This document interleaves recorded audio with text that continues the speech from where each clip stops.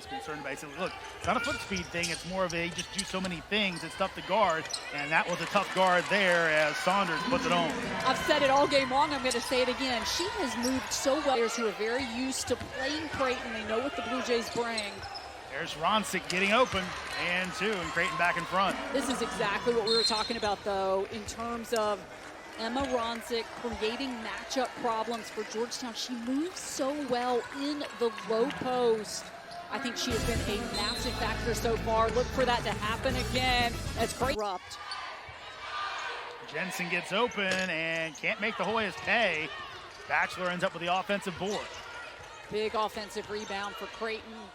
Molly rattles it home. You just see all the D for Georgetown. The shot didn't fall, but Jeremy, to your point, James Howard talked about that, how the scouts have been so good in these games that they've been playing.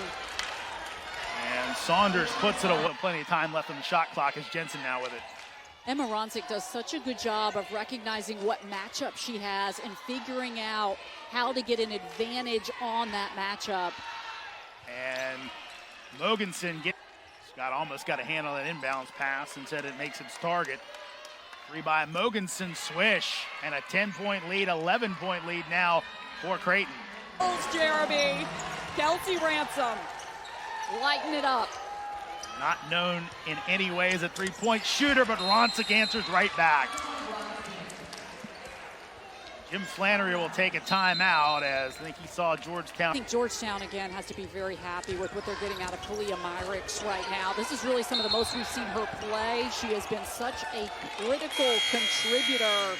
16 minutes are when their teammates find success. He says, we'll be watching film and everyone will just erupt in applause and they'll be so thrilled that their teammate made a big play. There's a lot of love on this Hoyas team. Jensen wide open look from three off the feed from Ronsick.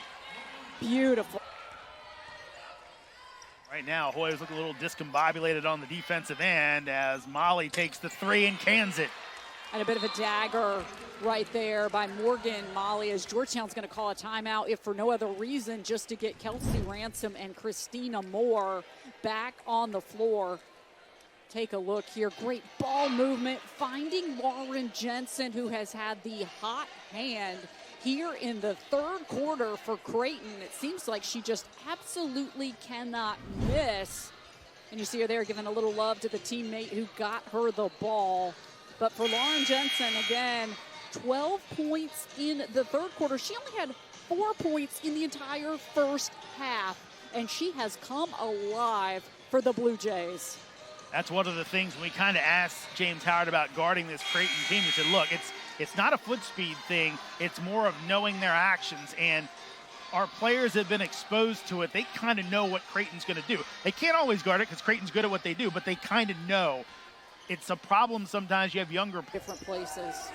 One thing we talked about during the break, 1 of 11 in the first half. You knew you weren't going to hold down the Blue Jays like that. They're 4 of 6 from the outside in the second half. Molly down the lane with the runner, count it, and they're going to say that's a block. So a chance for 3 for Molly at the stripe. Back to a 12-point lead for Creighton. Now Hoyas, a little bit of pressure here. Trying to get some steals, also maybe speed Creighton up a little bit, though. Again, they're so solid normally. Tough to do that. Down low to Molly, and able to finish it anyway. Pretty good press breaker right there. Down by Jada Claude, and again, Georgetown, they want Kelsey Ransom to have the basketball in her hand. She makes such smart decisions. Claude puts it up, and an offensive foul called on Jada. So Creighton with it in. Looks like the Hoyas will play out this possession as Scott almost gets the steal on Ronsick. Ronsick throws it across court. Mogensen's got to put it up. Molly down low, fade away off the mark. But there's a big rebound as Batchelor comes up with it, and now the Hoyas will have to foul. So back-to-back huge plays for Carly Batchelor. At one end, she draws the charge, then gets a huge offensive rebound. And